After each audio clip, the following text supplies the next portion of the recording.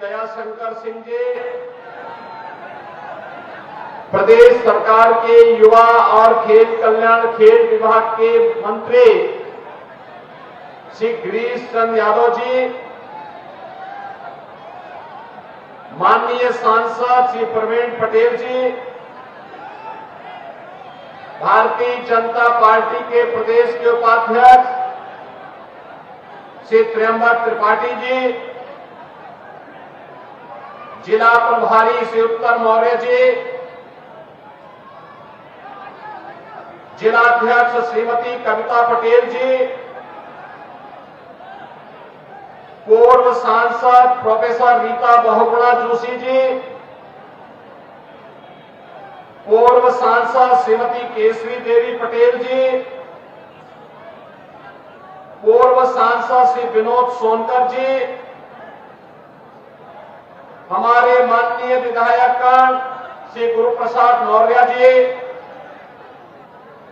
विधायक और पूर्व मंत्री श्री सिद्धार्थनाथ सिंह जी, हर्षवर्धन वाजपेयी जी, सुरेंद्र चौधरी जी, केपी श्रीवास्तव जी, वाचस्पति जी, पीयूष रंजन निषाद जी, महापौर गणेश केसरवानी जी,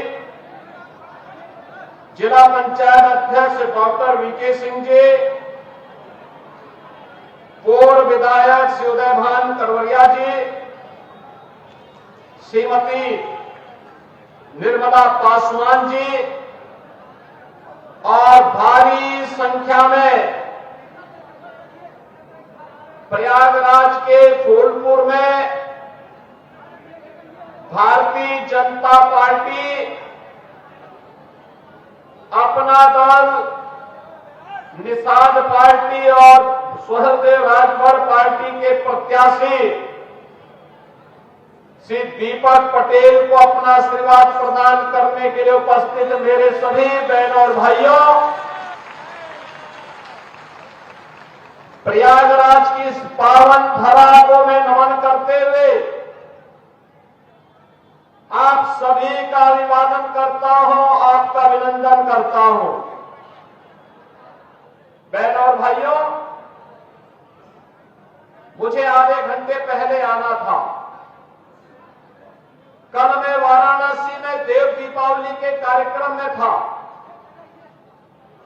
देश के महामहिम उपराष्ट्रपति जी आज वहां पर उपस्थित थे। देवताओं की दीपावली हमारी काशी में कैसे होती है, दुनिया ने देखा और लाखों की संख्या में देश और दुनिया के श्रद्धालुजन, पर्यटक कल काशी में आए थे। और मैं प्रयागराज के फूलपुर विधानसभा क्षेत्र में आने के लिए समय पे हम लोग चलते, लेकिन कल रात्रि में एक दुखद घटना झांसी में घटित हुई। झांसी रानी लक्ष्मीबाई मेडिकल कॉलेज में छोटे बच्चों के एक नवजात शिशु का जो वार्ड होता है, जो कम वेट के बच्चे होते हैं, समय के पहले जो बच्चे पैदा हो जाते हैं, जिन बच्चों में गंभीर बीमारी हो जाती है, नवजात शिशु होते हैं, उन बच्चों का जो वार्ड था, उसमें अचानक शॉर्ट सर्किट से आग लगने के कारण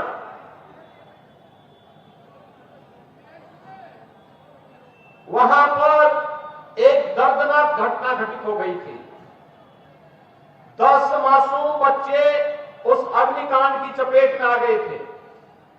तो उसी की व्यवस्था में वहां पर शेष 54 बच्चों को सुरक्षित निकाला जा सके और उन बच्चों को उपचार की व्यवस्था दी जा सके,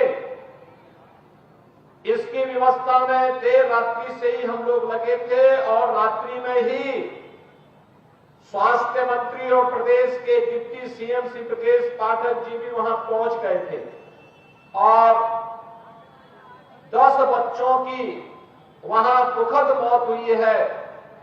शेष बच्चे सुरक्षित हैं। वहां पे स्वास्थ्य विभाग की पूरी टीम, मेडिकल कॉलेज की पूरी टीम, प्रशासन और पुलिस प्रशासन की पूरी टीम सभी को सुरक्षित निकालने में सफल रही। लेकिन मेरी संवेदना उन सभी परिजनों के प्रति है जिन्होंने अपने मासूम बच्चों को खोया है और मुझे लगता है कि संवेदना के इस क्षण में हमारी संवेदना इस प्रकार की दुखद और दुर्भाग्यपूर्ण घटनाओं के प्रति होनी ही चाहिए। बहनों और भाइयों, इसलिए चाहते हुए भी व्यवस्था में लगे होने के कारण समय से मैं आपके बीच में यहां पर नहीं आ पाया। आपने जो उत्साह यहां पर दिखाया है, फूलपुर में फिर से कमल का फूल खिलना है, इसके लिए जो आपका ये संकल्प है, उसी के लिए मैं आपके पास आया हूं कहने के लिए। बहन और भाइयों, आज जो कुछ भी आपको परिवर्तन दिखता है देश में और प्रदेश में, ये प्रधानमंत्री मोदी जी के नेतृत्व में, उनके यशस्वी मार्गदर्शन में ही संभव हो पा रहा है। चाहे मेडिकल कॉलेज की स्थापना के कार्य हो, चाहे वह देव दीपावली का भव्य कार्यक्रम काशी का रहा हो, चाहे वह दीपोत्सव का भव्य आयोजन अयोध्या धाम का हो, चाहे वह गंगा एक्सप्रेसवे को मेरठ से प्रयागराज से जोड़ने का हो, चाहे वह 2025 का भव्य और दिव्य कुंभ का हो, ये केवल और केवल डबल इंजन की भाजपा की सरकार कर सकती है। समाजवादी पार्टी का कोसों दूर तक इससे कोई रिश्ता नहीं है। बहनों और भाइयों, इनको विकास से कौन मतलब है? इनको युवाओं से कौन मतलब रह गया है? इनको किसानों से कौन मतलब रह गया है? इनको व्यापारियों से मतलब नहीं, इनको विकास से मतलब नहीं। इनका तो एक ही सिद्धांत है कि सबका साथ और सेफई परिवार का विकास। उससे ऊपर सोच भी नहीं सकते, उससे ऊपर इनकी सोच है भी नहीं। याद करिए, हमने पहले दिन कहा था उत्तर प्रदेश के अंदर, उत्तर प्रदेश की धरती को दंगा मुक्त बनाएंगे। उत्तर प्रदेश की धरती में कोई भी माफिया हो, वह खनन माफिया हो, वह नकल माफिया हो, वह वन माफिया हो, वह पशु माफिया हो, उससे सख्ती से निपटेंगे।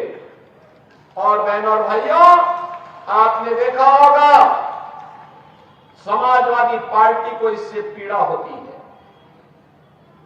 नकल माफिया को भी बचाने के लिए वह कितनी एड़ी चोटी, आज भी आप देख लीजिए, जितने बड़े दुर्दांत खतरनाक माफिया हैं, वे सब सपा के गले के हार हैं।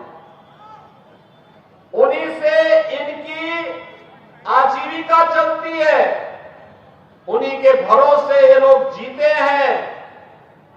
और इसीलिए जब युवाओं के लिए सुचितापूर्ण तरीके से परीक्षाएं हो, जब सरकार उन युवाओं के हित के लिए कार्य करते, हमने तो पहले दिन कहा था कि युवाओं के भविष्य के साथ खिलवाड़ करने वाले के भविष्य के साथ फिर हम भी खिलवाड़ करेंगे।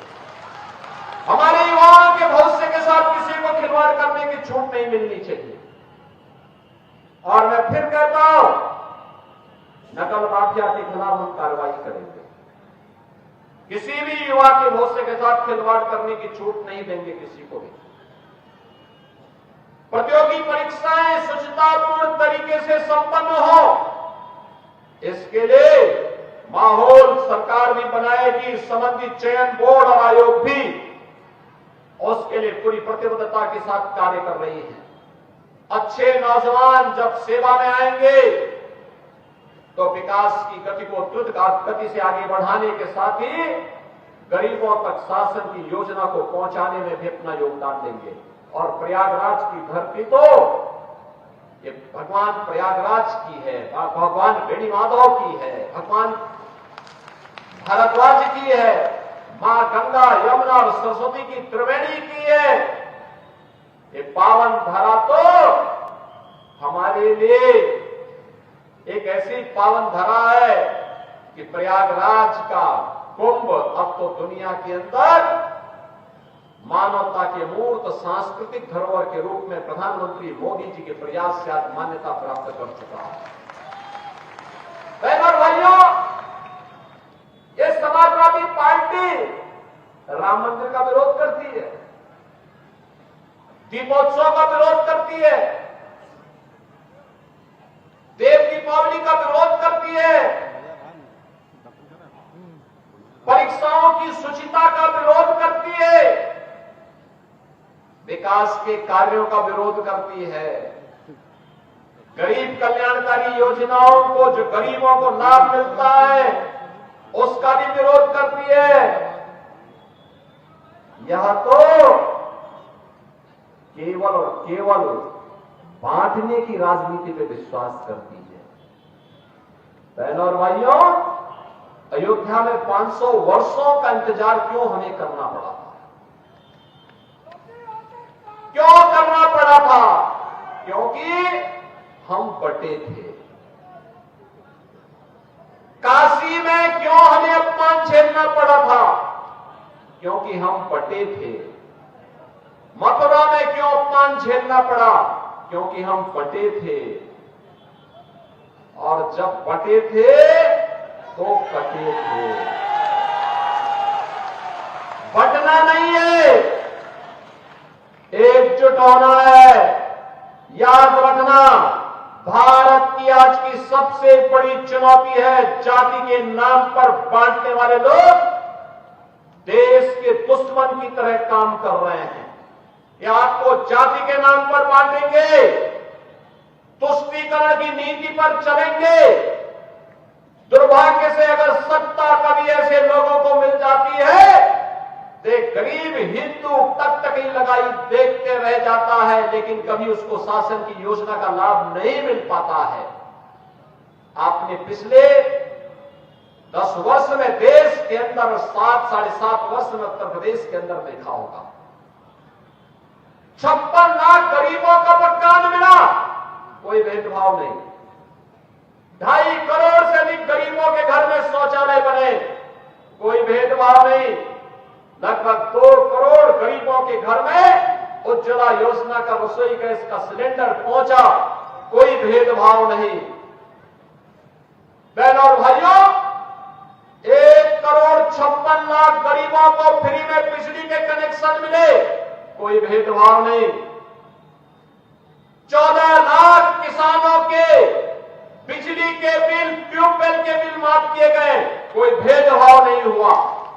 करोड़ों किसानों के से हम उनके धान और गेहूं की एमएसपी के दाम पर उपज खरीदते हैं, कोई भेदभाव नहीं हुआ, कोई भेदभाव नहीं हुआ। प्रदेश में 15 करोड़ और देश में 80 करोड़ गरीबों को फ्री में राशन दिया जा रहा है, कोई भेदभाव नहीं। 1 करोड़ परिवारों को उत्तर प्रदेश में वृद्धावस्था पेंशन, निराश्रित महिला पेंशन और दिव्यांगजन पेंशन में 12,000 रुपए महीने साल का दिया जा रहा है, कोई भेदभाव नहीं हुआ। कन्या सुमंगला योजना में कोई भेदभाव नहीं हुआ। सामूहिक विवाह योजना में कोई भेदभाव किसी बेटी के साथ नहीं हुआ, क्योंकि हमारा तो कहना है कि बेटी सबकी बेटी होती है।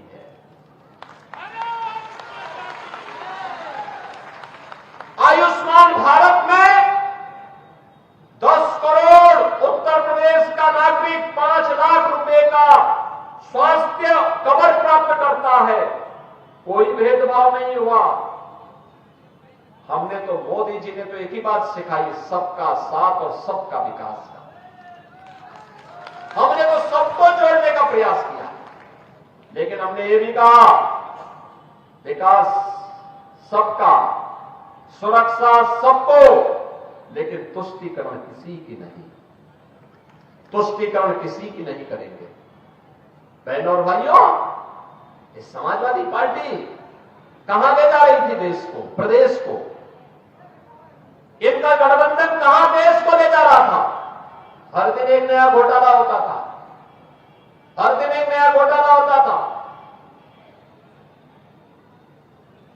विकास से इनको कोई लेना देना नहीं था।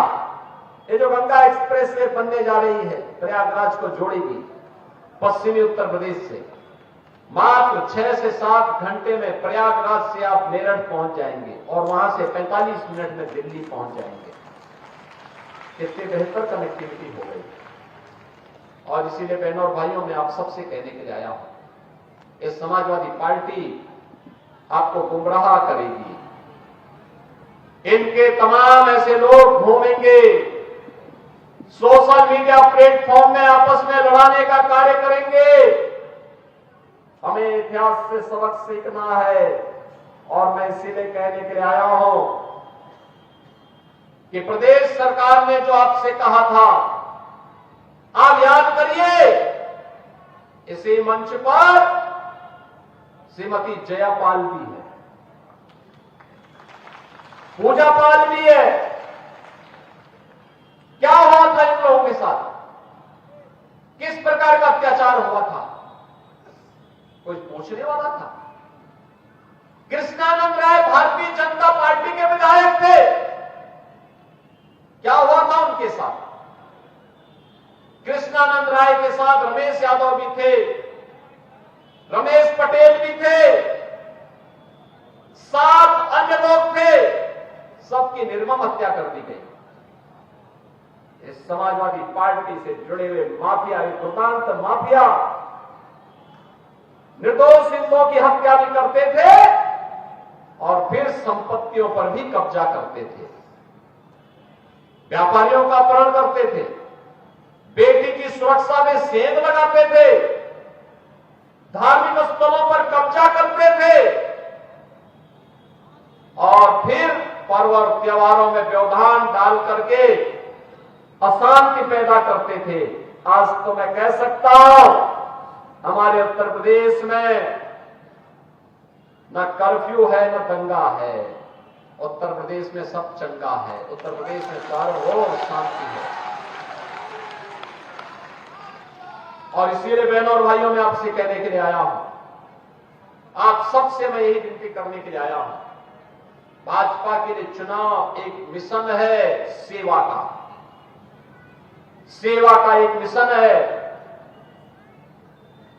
समाजवादी पार्टी, बहुजन समाजवादी पार्टी के लिए चुनाव एक व्यवसाय है, अपने कारनामों को अंजाम देने का, जनता को शोषण करने का, अराजकता फैलाने का, सर्टिफिकेट प्राप्त करने का, इनको अराजकता पैदा करने, भ्रष्टाचार पैदा करने, गुंडागर्दी फैलाने, कर्फ्यू लगाने, दंगा कराने, लूट खसोट करने का ये सर्टिफिकेट हमें नहीं देना चाहिए, कतई नहीं देना चाहिए। इनकी जमानतें जब्त होनी चाहिए।